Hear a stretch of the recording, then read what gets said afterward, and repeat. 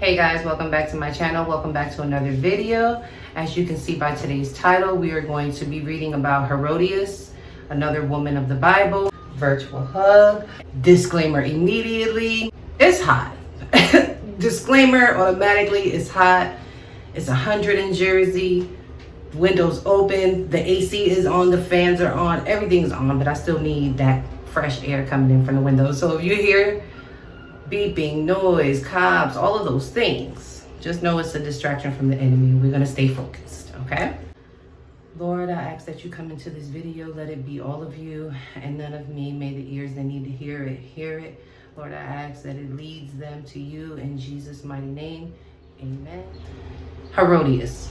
She responded to criticism with bitterness and hatred. A Jewish man publicly condemning a member of the Roman royal family? Where did he get the nerve? This John, the so-called Baptist. Who cares if it was wrong for her to divorce one heir to the throne and marry his half-brother? It wasn't the point. No half-crazy prophet from the wilderness had any business commenting on her private life, let alone drumming up public opposition to it. And Herodias was not a woman to cross. Eventually, she exacted her revenge when her second husband, Herod, which he was no good. If you he was no good. Herod threw a great party. Herodias arranged for her daughter to dance for the guests. Herod was so pleased by her dance that he offered to grant her any request. Coached by her mother, the young dancer asked for the head of John the Baptist. Herod had no choice but to comply, even though he personally liked John. To go back on his word in front of his guests would have been unthinkable.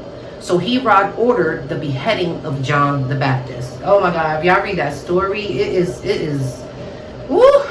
Y'all need to pick up y'all word. Anyway. What goes around comes around, of course. God wasn't about to let the murder of his prophet go unpunished. When the Roman Emperor Caligula assumed power, Herodias was banished to Gaul, where she spent the rest of her life in exile, presumably and impotently plotting revenge against everyone else who had wronged her. Still being wicked.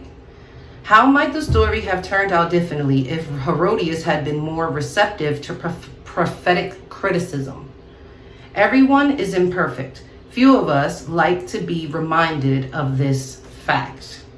Confrontation stings, at least initially, but if the criticism is valid, few things are more valuable.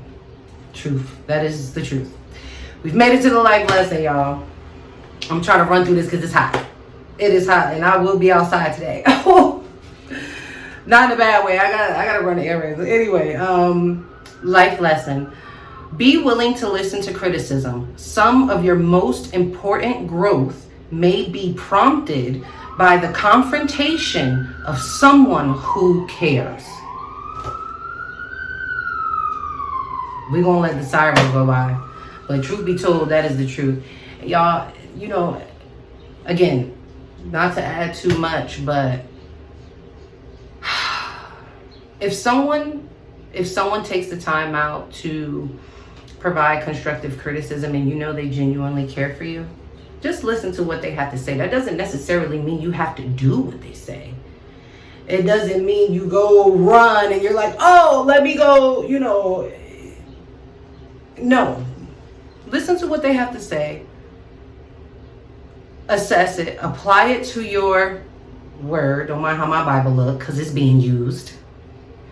And take it to God, right? Because you never know if God sent that person to you to give you that little nudge like, hey sis, hey homie, you need to change, or you need to do this, or you need to do that, or X, Y, and Z. You have to be very careful with advice, though, the truth be told, because a lot of people, and I don't want to say a lot of people, there are still good people in the world. There are still good people in the world. There are still good people in the world. And the ones again, that are there for you and that are good, and if they're trying to provide you constructive criticism to better yourself, just listen to what they got to say, and again, take it to God. But there are people that will provide you with advice that they wouldn't even do it themselves. They wouldn't even do it themselves.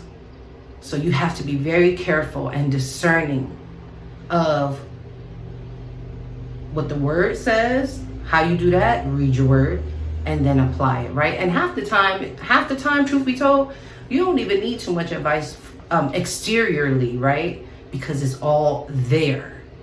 You know, it's all there. It's all in the word. And so, long story short, I love me some y'all. I hope this video helps someone. I hope you help someone. Make sure to like, share, comment, subscribe. It is hot. Stay hydrated. I'm gonna be outside all summer. Yeah, I love me some y'all. Again, virtual hug. Let me not get too because maybe it's hot. Anyway, yeah, and I'll see you guys in the next one.